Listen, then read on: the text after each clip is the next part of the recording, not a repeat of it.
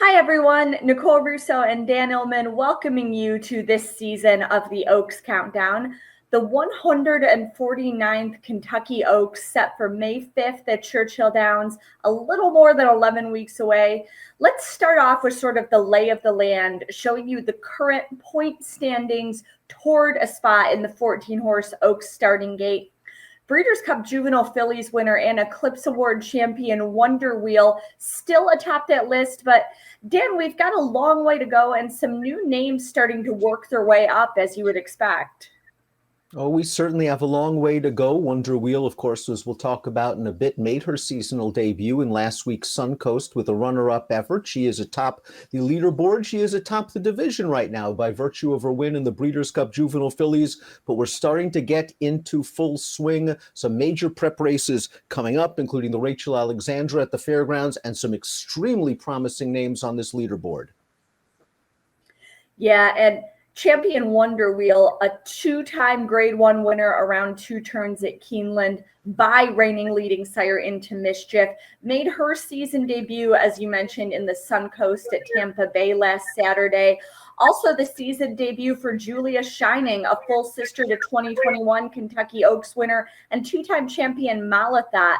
But it was a Florida-bred filly successfully defending her home state as Dreaming of Snow in the blinkers there successfully held off Wonder Wheel in the maroon silks on the outside, and Julia Shining's late run coming up a bit short there in third for the long-striding filly. Now, Dan, I do think Dreaming of Snow was helped out a bit by the track, judging by how it played on Saturday. I do think that the two favorites may have needed the race, as Dreaming of Snow had a bit of a recency edge, but she did show a lot of determination down the stretch for the victory there. You said it all, Nicole. Your analysis is completely spot on. Dreaming of Snow was very game to win, but the track at Tampa Bay last week seemed to favor horses that showed early speed and were close to the pace. Dreaming of Snow and Sammy Camacho got right up and on the lead. They did have the recency advantage, as you noted, and they were able to hold off the closing kick of both Wonder Wheel and Julia Shining. I am not completely convinced with Dreaming of Snow. She is very game. The waters are going to get deeper down the road. But hey, this was a very nice performance, a career-making performance for Dreaming of Snow. As for Wonder Wheel, I can give her a bit of an excuse, the layoff and the way the track worked against her, although I can understand anyone that says if you're a champion, you're probably supposed to run down a 40-to-1 shot, bias notwithstanding. As for Julia Shining, she's yet to run that fast race, but something tells me that with additional distance and maturity, she will continue to improve. I think she has the most upside potential of the three. I think that's a very good point. She is a big, long-striding filly who's taking a little bit of time to come into her own. Remember, full sister Malatha, I thought, really continued to kind of grow into that big frame and develop throughout her career, as we saw from her being a champion at age 3, a champion at age 4. Now, Dreaming of Snow does have her own classic ties in her pedigree. She's by Jess's Dream, who ranks among the top sires in Florida, who has sired multiple graded runners on a national level. He, of course, the son of two-time Horse of the Year and consistent classic sire Curlin, and out of 2009 Oaks winner and Horse of the Year Rachel Alexandra.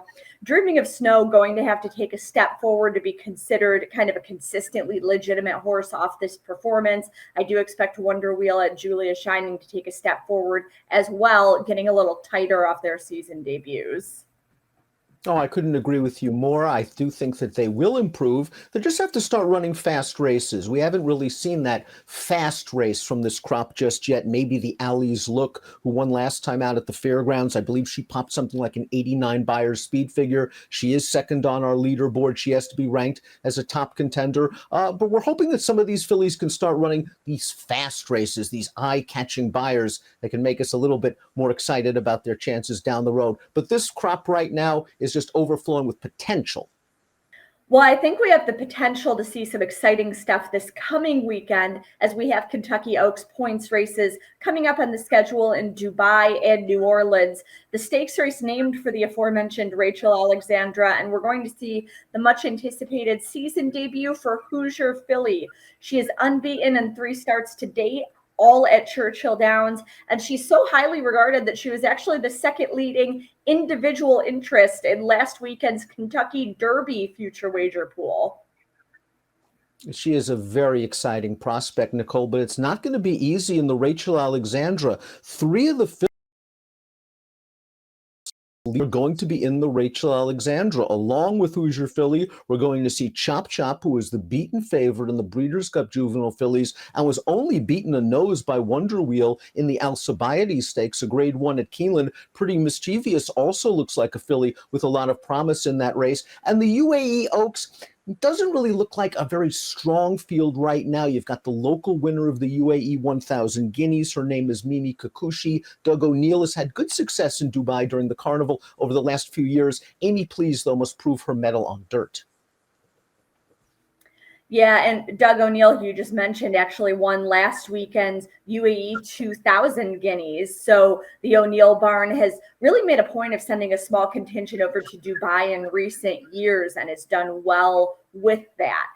We'll have the latest on the O'Neill barn, the latest on Hoosier Philly with those Rachel Alexandra's results, the updated Oaks point standings, and more next week here on the Oaks Countdown. Stick with us each week leading up to the May Philly Classic right here on DRFTV.